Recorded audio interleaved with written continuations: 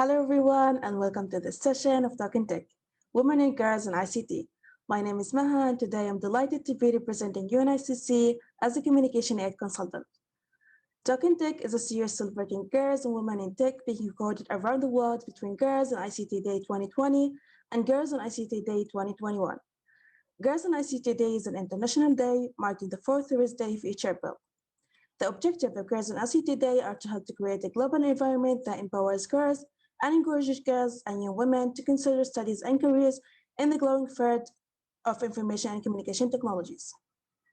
The Talking Tech series is brought to you by the ITU, UNICC, the Office of the UN Secretary General Involving Youth, and in support of Equals, the Global Partnership for Gender Equality in the Digital Age.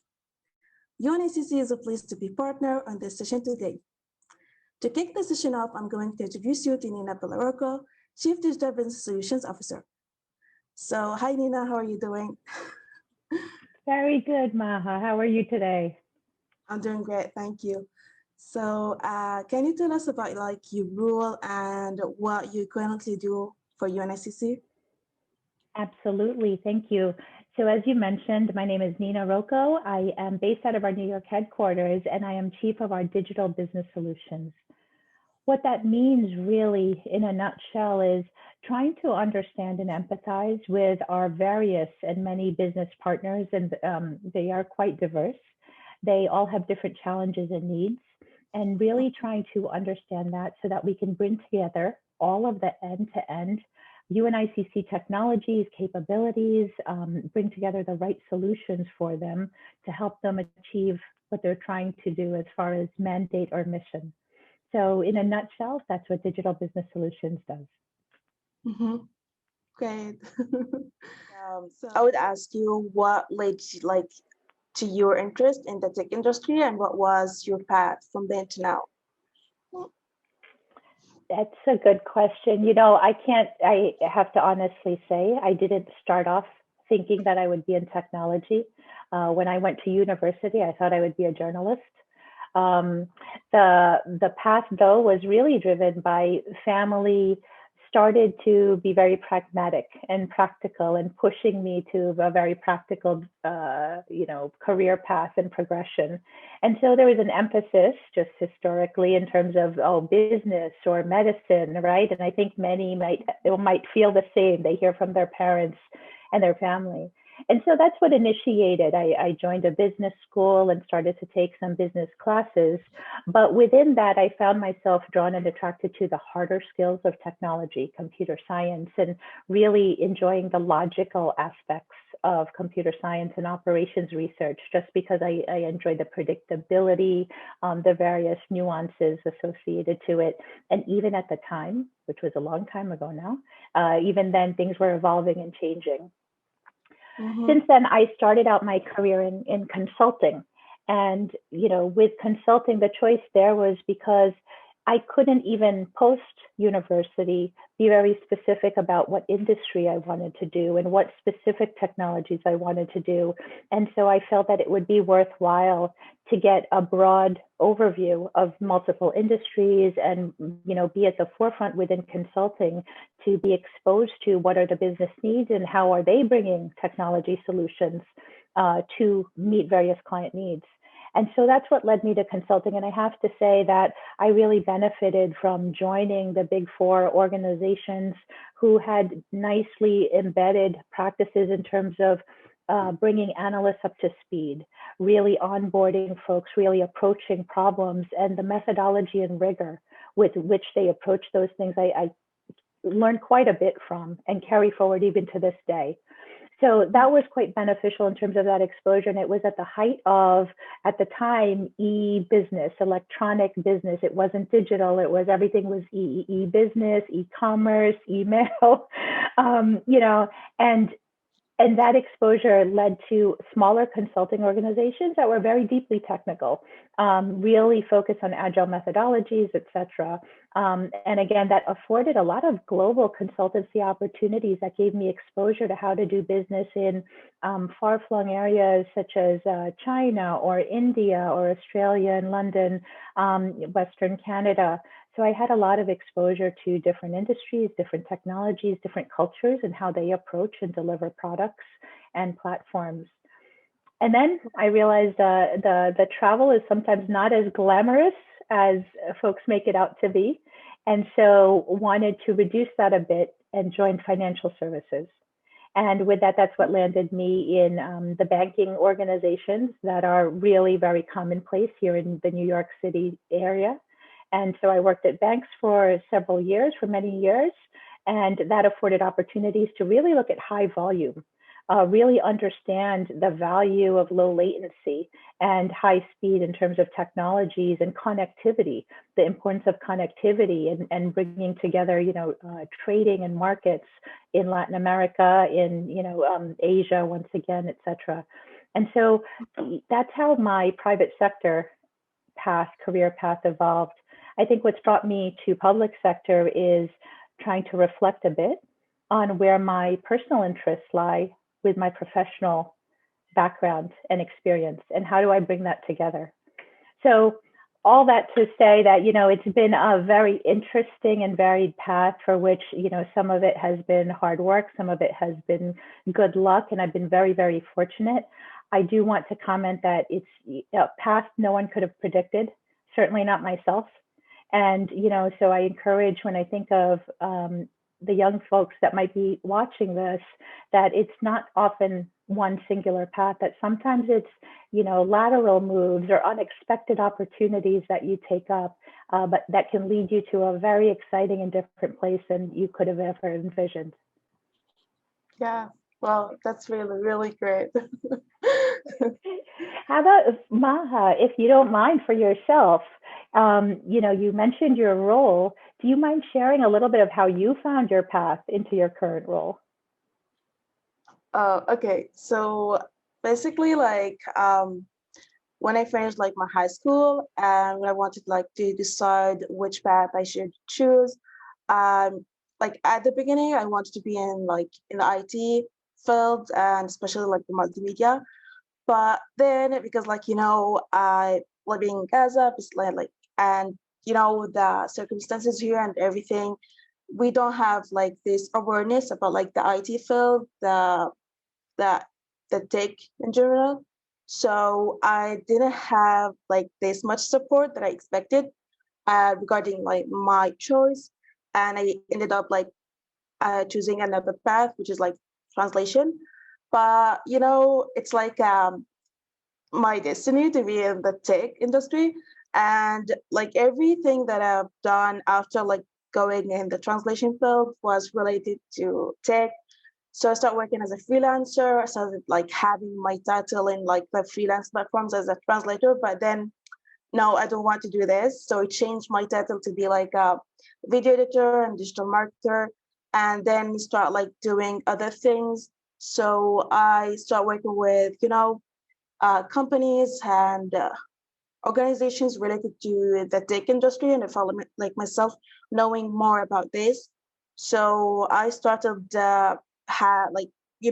learning the skills by myself, Google everything, and find my answers.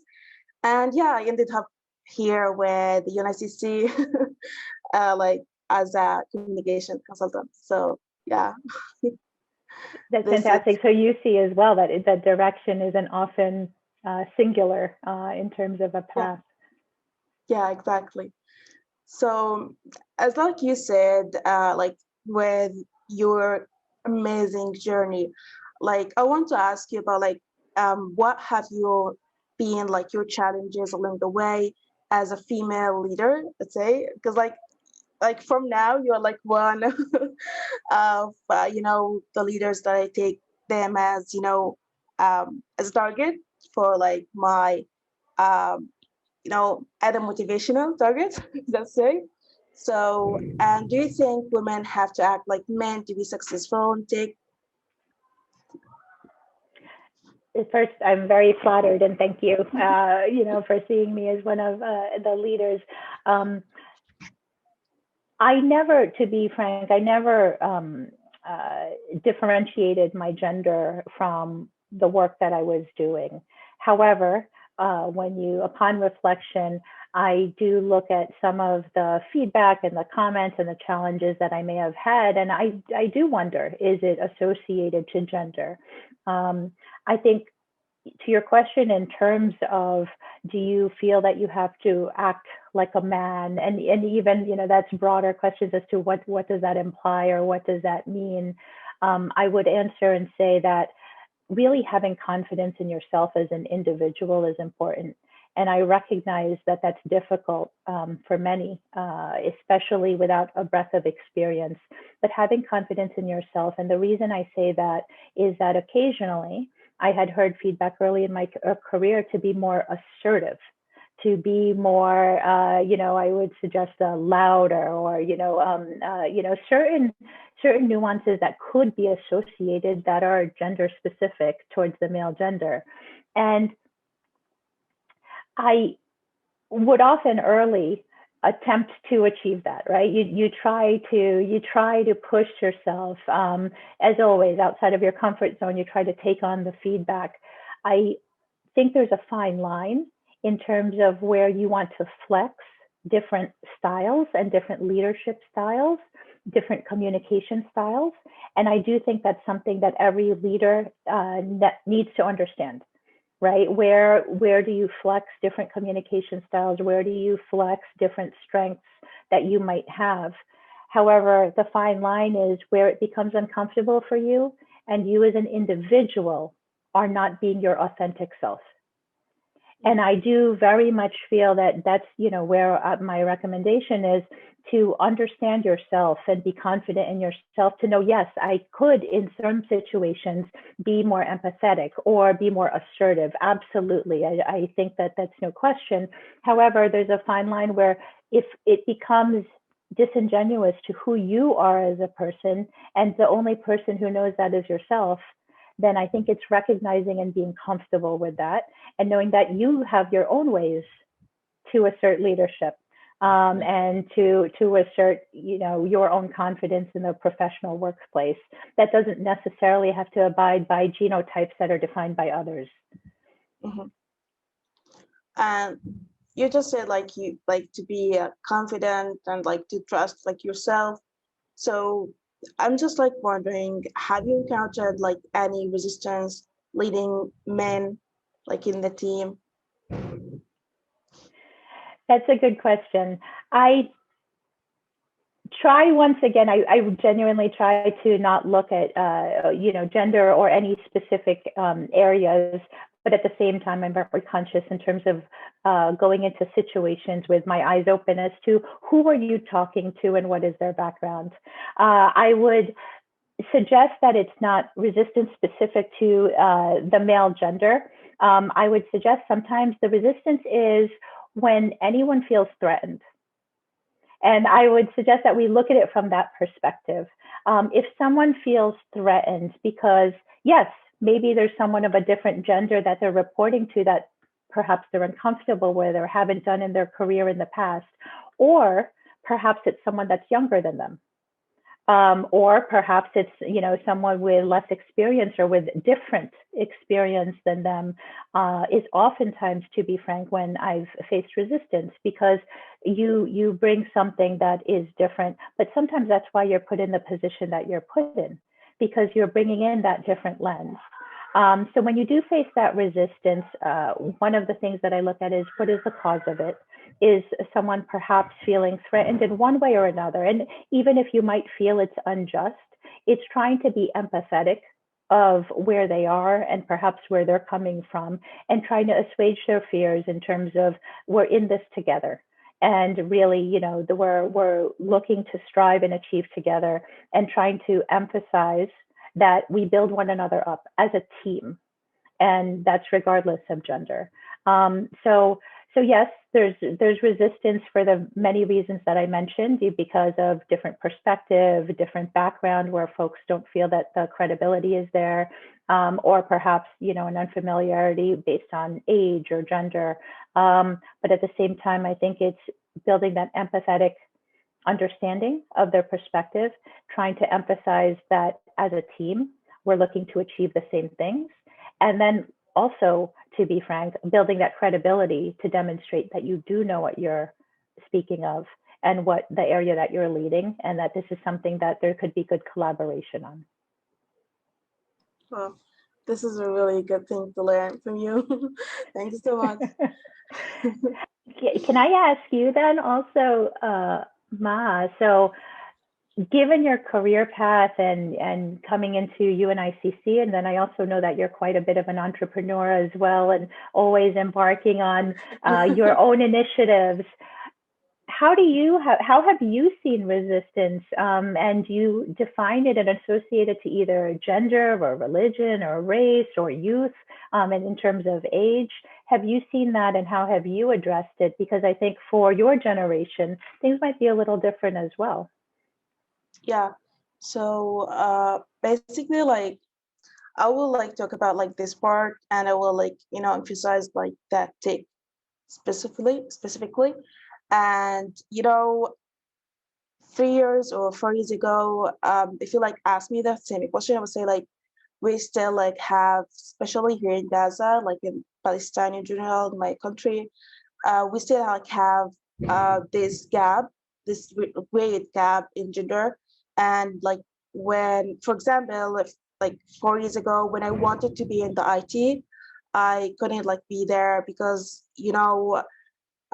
when I said I want to be in the IT field, like my parents said, maybe like, no, the safest place to be is maybe like to be a teacher, a doctor, because like there the environment is more like safety.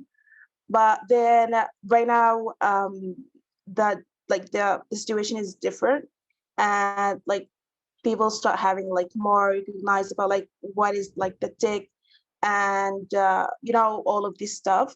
So like 4 years ago, my parents didn't like want me to be in that field, and even like when I convinced them, I said like it's good, I will be like in a in this good position, I will have more like job opportunities, I will be able to make my income. And then like there's like people from outside saying, okay, then when you're like uh, your daughter will be working the IT, she will be in an environment where like all the environment will be men, and she will be like the only woman there. So maybe this will not be safe for her. So just go with the safe like side and have it like in other direction. And as most like, I'm not going to say most because like the situation now is different, but for many girls, I just go with what my parents say because like I wasn't that confident, and I went for like the transition. But for now, I believe like many girls right now, they start like having this awareness that I want to do this. I trust myself and I trust what I want to be. So if I want to be in the IT, I believe like I'm going to be good, and it will make great things there. So the situation here is different. If you go like to the universities here in Gaza, and if you go to the IT building, you will find like many girls right now studying there. But 2 years, 4 years ago, like the situation wasn't like this. So when I see this, and I'm working like in like when I work as a mentor, like I having like this group of people from like different specializations, and I every time I'm having like people who work as a developer and in the IT, I have like women more than men, like in my groups. And they're like more, excited, like they talk, they ask, they are motivated to learn. So this is a good thing. And this is like what I love about the current situation. I think like for like 2 reasons, like 2 or 4 years, like after we will have like no space for men, let's say. For like the tech. So this is a good thing. Yeah. That's very encouraging to hear. I have to say that you've seen and witnessed that difference within the past 2 to 4 years, and that now you're in such an environment. Honestly, it sounds like a better situation in many parts of the world as well. So that's really fantastic to hear. Thank you. Yeah. And I'm always like whenever like I found, because like right now girls who like finish the high school and want to be in like want to choose their path, they came and ask me, Maha, I want to be in this like field. Is it good? Is it correct? Do you recommend me to be there? And I just like my answer would be like always the same, do what you want to do. So if you want to be in the IT, just go with IT. And so at least you will not like regret. And like I think it's always like when you want to like the thing, you will like do great things. So just go with that path. And I always like recommend them to go with what they want to do. And so yeah, that's May what I I may I ask a follow-up question? And I'm sorry, I know you have more for me, but particularly with your situation in Gaza, as you've described it, it's not only encouraging women to pursue what they want, even if it is in a male-dominated field, but it sounds as though there's also ensuring an element of comfort to the families. So may I ask you, what could employers do, particularly employers in traditionally male-dominated professional environments, whether technology or something else, what could employers do to also further extend that level of comfort to the families that women will be safe in this environment? Is there something that employers could do as well? So I think yes. And this is like what, like whenever I ask the question, like if you want to do something for like to encourage like more girls to be in the tech, they always like having these campaigns which like that target would be like girls. But sometimes I'm thinking like maybe we should do a campaign for like the parents to like, you know, increase their awareness about like the tech industry, the tech environment, and said like it's the situation is not like before. Now there's a safety like place for all the women, and if like a woman working, like if she's like even like the only girl, she will be just a start. So maybe like after 1 month, she would have another girl working with her, and then we like have a community of girls. So they don't worry. And right now, I think like everything is like you know is depending on the tech and the IT and everything. So I think this field is let's say the future because everything is depending on it. So that's like maybe like we should do a campaign and we have like the target audience for like this campaign is like the parents and that generation, and we try like to target and to deliver the good and the benefits from being a woman working in the IT field. So yeah. Thank you. I think that's an excellent recommendation, and I think that's something we should take note of. So thank you very much for that. So let me ask you another question. And so do you think like it's like depending on my answer, like the previous answer I said, is do you think like enough is done to help like women get into the tech industry? And if not, what would you recommend? It's also a hard question. I think there's a lot of attention being paid to this, and the immediate response, unfortunately, and again, this is my perspective, so this is the Ninna perspective alone, but is to put in quotas, right? I think everyone tends to be quantitative and want to demonstrate the equality from a numbers perspective. My fear with any kind of performance indicator or measure of success is truly the behaviors it's driving. And so my concern about quotas alone is that it's easy to try to meet them, and try to push to meet them without necessarily putting in the appropriate systematic measures to really encourage, gender, women to be brought up, exposed, trained, supported in a particular way versus seeing who they could find to fit and meet, now I have 50% of women in my staff or in my leadership team. So what could be done more, I believe, is ultimately that the systematic efforts from starting very early from a social and academic perspective. So the social, is inspired by you and your comments here. From a social perspective, ensuring that families are aware that there are no professions that are off limits to women, and that we can try to strive for gender equality there. The academic institutions that encourage enrollment applications and create the appropriate supportive environments for women to learn from one another, to support one another, and to study and to be encouraged into these fields, all the way up through the recruitment, the marketing processes that ensure that these messages are going out to women of all ages, including young children. I think that there's more out there in terms of even books and literature for young, even young toddlers to start to see women in particular industries. So that's encouraging to me. Ongoing systematic support at all levels in society, and then within employers is also something that I would be seeking. So the similar framework as I've described in academia, I would hope employers can also entail in terms of making sure that we have the right support systems, the right mentorship, the right role models, the right motivation and incentives. And also even it comes down to, I cited in my example, in some performance feedback early in my career, I was told to be more assertive. I think, and I hope that in this day and age that we're able to really adjust our perception of what is success and what is necessary to be a leader, to really reflect that there are different leadership styles, sometimes embodied by women in particular. So again, those are some of the examples, Maha. I know that it's general, but it's difficult. It is a challenge because it encompasses a lot that's been built in over many, many years.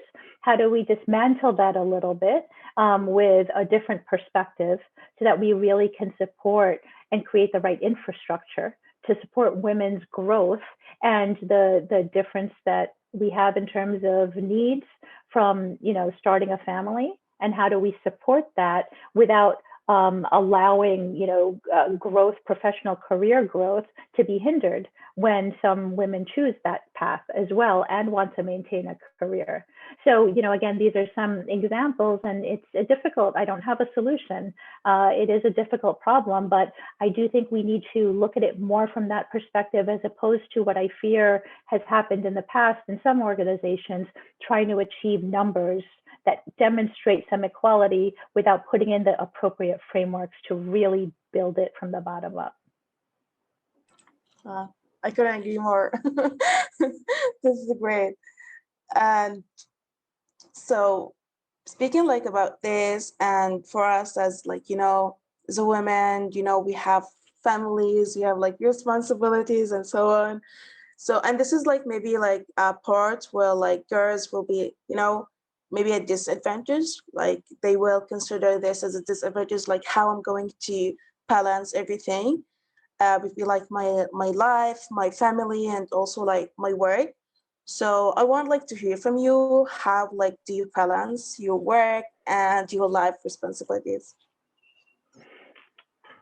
If I'm very honest with you, it's difficult and something I still learn through, right? I have 3 children. I've always had very challenging careers with significant travel and hours and teams, and throughout life stages, from getting married to having children, and as you get older, different challenges in terms of managing your personal life with your parents and as they age. Those are all personal challenges that sometimes a professional environment doesn't necessarily recognize or accommodate for in your workload. So how do we balance it? I'm still trying to figure it out, but in the short term, is to find those elements where I know it gives me some balance between personal and professional.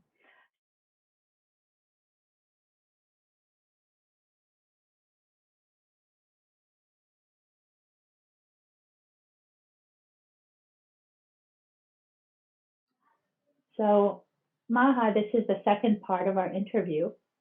And the reason that our interview got cut short is that we were several days into escalation of conflict between Palestine and Israel. And your family was specifically affected right in the middle of our last talk. Do you want to share a little bit about that situation? Okay. So during our last interview, I still remember that I was asking you the question about like the life balance, and then my mom just opened the door and just told me like we received a call and we need to evacuate our home because they are going to bomb the tower next to like very close to our home. So at that time I didn't know what I need to do. I just stand for like a few seconds in my room looking around what I should take with me because like my room is the one faced the tower, and I know like like inside me that I'm not going to be there or find my room in the same situation after like hours. So I decided no, I'm not going to take anything. I just ran away. I start like searching for my families, where they are, and so on. And then we start running in the streets and we start looking for a safety place. My dad bring the car and said like just go in the car and we will go another place, but then the police close all the roads because they don't want anyone to be hurt. So we just go to the mosque because like we thinking this is like the most safety place we can be there. And like why we like running, they were like pumping around. They were pumping the tower itself with muscles, warning muscles, so to warn us like you need to run. And we stay like in the mosque for 5 hours waiting, and then 6 hours, 7 hours, and actually no one told us like when they're going to do that. Uh, maybe like we, if we know, then we have more time to bring our ass. Like if I know that I will have like at least 1 hour, then I will know what should I talk with me. I forgot all my papers, like my ID, my passport, and all of these things. So I was like staying there. No one was allowed to go out, and then that happened. Smokes everywhere. I couldn't see anything, sounds, screamings, and we're having like kids around. And after like that happened with almost like six muscles, we decided to go out and to go to my sister's home. And we stayed like the whole night awake. We didn't know what to do. After that, the next day, my mom, she was like, because like the home for my mom is like her whole life. So we decided to go that she decided to go there to see if like something left. And she couldn't find anything. She like returned back to my sister's house, and she said like nothing there. We and she started like crying. And after that, I'm going to skip all of this, what just happened after that. But I would talk about like the parts where related to work. After like 2 days, 3 days, I start saying life goes on. I need to go back to work because maybe like this also will help me to forget what happened and to start like, having at least my life or a part of my life back again. So I just called and I sent an email to my team saying safe, I'm okay and safe, and now I can go back to work. And the next day, I just joined the meeting with them, and it was I should say like it was a great meeting. All of them just welcomed me, and they said, "Welcome back. You have a great smile, and we're like so happy to have you again. If you need any we are so flexible, so you can work based on what you find good and so on." And at that part, I was living in my sister's house with more than 17 people in the house, and it was like very small, and I was having kids around, and I need to do meetings. So I was like, but the funny part is like when I want to have a meeting, I was just going around the home. I was going to have a meeting. Please, everyone, keep silent. I need to talk. And then I could go back. I was having, they created this small place for me where I have a small table as my office. And I had my laptop and I started like working and so on. They were like pumping around me. I was, when something happened and I hear the sound, I want to go to see the news, but then I just prevent myself. I need to focus. I put my headphones. I play, stuff so I can, not think about what happened and start like working and do other things. And after like 2 to 3 days, all of that stopped. We returned back to our home, nothing there. So we decided that we need to stay at my sister's home for like more a week until we, clean, do the basic things, and then we will stay at our home and do the other thing while we are there. So I start calling. I did a call with Honorable, asking them if I could work from office because right now I don't have an office, and they were like, yes, of course, come on. And they like provide me with an office to start working with from there based on my working hours, because like the honorable office no like is closed at 2 p.m, but for me they like keep it open until 7 p.m, and I was like so happy. And so I started doing this to overcome what happened. And I realized that, yes, this is a good thing to learn, that you need, like, life goes on and you need to keep yourself, despite like what happened, you need to continue with your life, and everything will be better if like your family is around. So the most important thing, like your family, your friends, and also your work. So this is like what happened to me. And I want, like, after this long introduction, I want to continue our interview because I think it's a really, really good and a great interview. And they will keep like this interview in my, let's say, uh, the drive. So to remember everything happened, and to remember like the great answers and like the story that I told right now. So I will like resume and ask you like the last question, which is, how do you balance like work and like your life responsibilities? So, with the context of which you just shared, right? My answer changes. Uh, what you shared and reflected upon is when there's a lot of uncertainty in your own personal life, where you found a focus area was in work. And I think sometimes how many people answer this question is they talk about the not so much uncertainty, but the pressure and the stresses of work, and where they find grounding, which is how I would have answered this a few weeks ago, is in their personal life. And what's interesting to me as I reflect on your experiences is that you never know what people are going through. And one has to always be empathetic, and know that everyone's going through their own journey. And, that is important in terms of even in a work setting, in a professional setting, and in a personal setting, to help ensure that there's balance, not only for yourself, but for the many people around you. So that's the first part of my answer, because I have to say that your smile and how you immediately took a positive attitude after what happened last time is inspiring, and also made me reflect on my own answer. Prior to this, I still say that, it's difficult. I don't have a singular answer for how do you maintain work-life balance. One of them is establishing boundaries and making sure that you know what's healthy for you at this moment in time. And clearly, what's healthy for you at this moment in time is different than what might be healthy for me or one of your colleagues, right?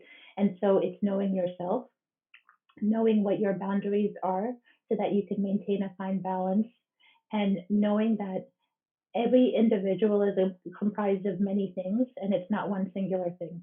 So it's not always work. It's not always, your personal life, and that you need to maintain that fine balance, and find that grounding in whatever suits you as an individual. I don't have a specific answer for me.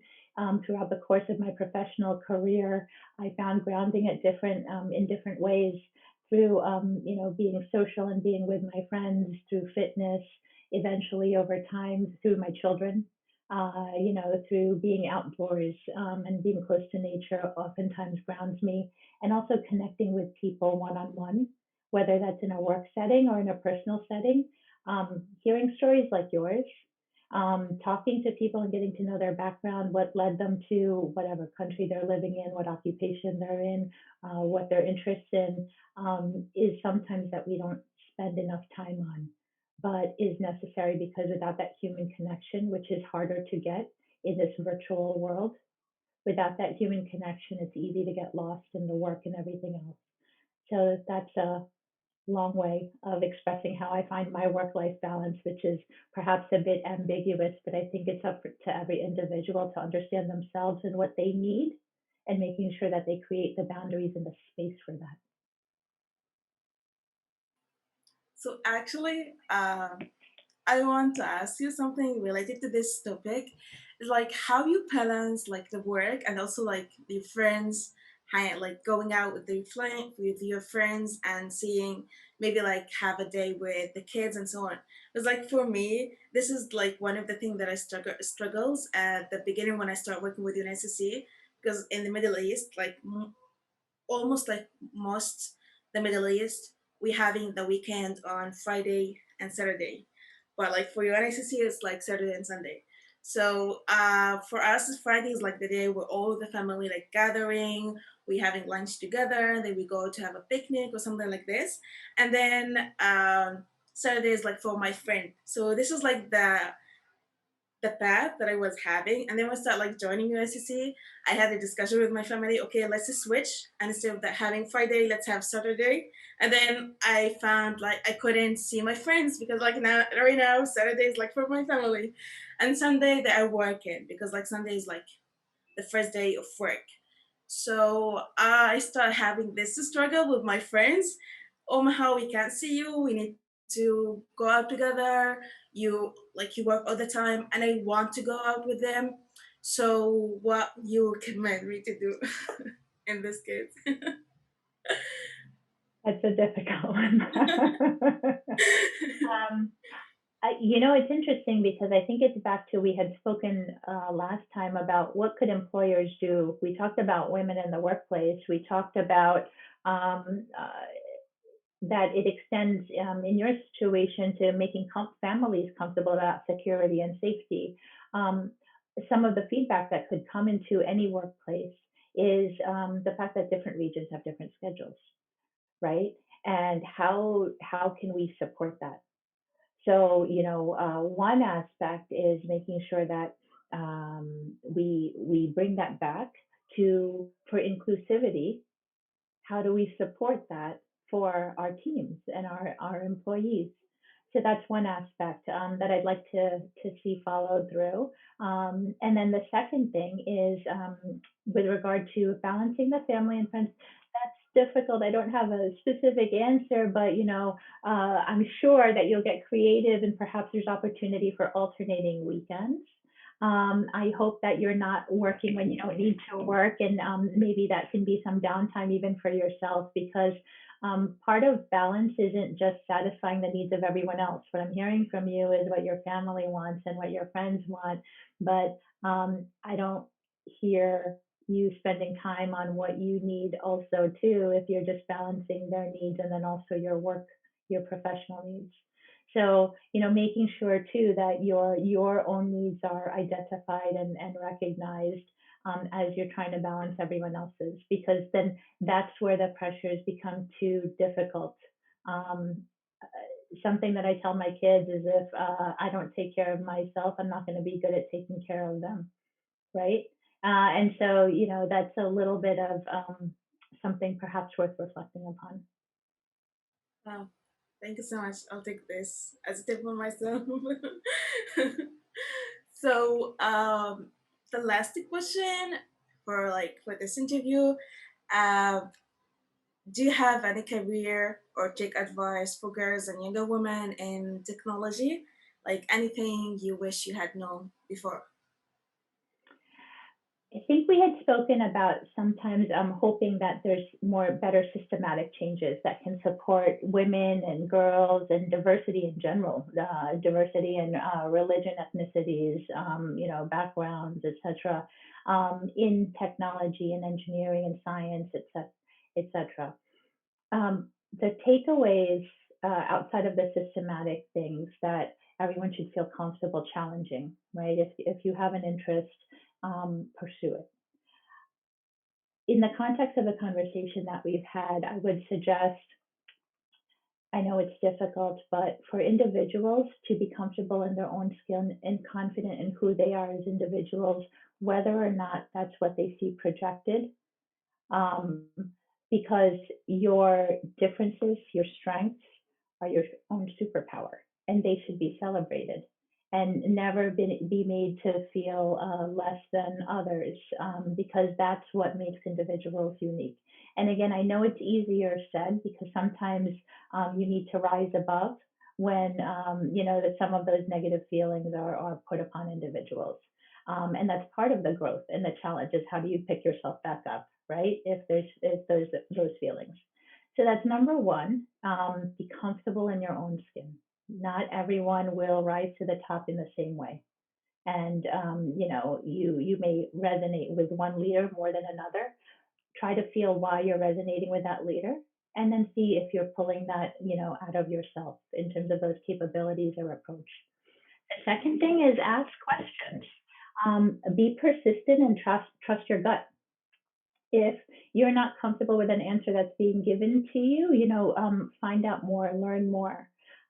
Really, the knowledge is also critical to being successful. And if you don't understand a process, don't feel intimidated by it, or a technology, don't feel intimidated by it. Then do more to understand more so that you're comfortable speaking about it as well, right? And again, that's just trusting your gut and knowing, don't let others throw you off if they answer a question in a way that might be perceived as dismissive. Understand it, learn it, and know it, and being persistent in that way. And then potentially finally is what we just spoke about, which is combining elements of all of that. Be comfortable in your own skin, but also recognize that it's no one but you can put boundaries up in terms of understanding the balance, right? And so, that's something that we have to take responsibility for ourselves. It's, knowing when you can push yourself. And I sense very much that you, and I'm sure many others watching this, are very self motivated and will push and challenge themselves hard. And that's why you are successful in what you do. But that being said, knowing and pushing yourself to be successful, but then also knowing when you need to take a step back so that you don't burn yourself out. Again, when you're young and you have energy, you have boundless energy and you can do it, which is fantastic. And do it because it's also an adrenaline rush. And I get that because I'm also like that too. But then also recognizing that there are many demands on all of us as individuals, whether it's from family and friends, whether it's from the workplace or from others, and making sure that you understand what you and your body and your soul and your mind need itself to recharge. So those are the three. I know they're not specific to technology. I think it's more specific to career orientation and to being professional. There are many books on how to be a strong technologist, how to be a good leader, how to be successful in the workplace. And I think the hard skills are the easier ones to learn. I think it's understanding how to balance it all that sometimes, we have to learn individually. So hopefully that helps, Maha. Thank you so much. I really, really enjoyed this conversation with you, and I'm so happy that I had the chance to be with you, to talk with you. Thank you so much for the viewers and for everyone. Have a great day.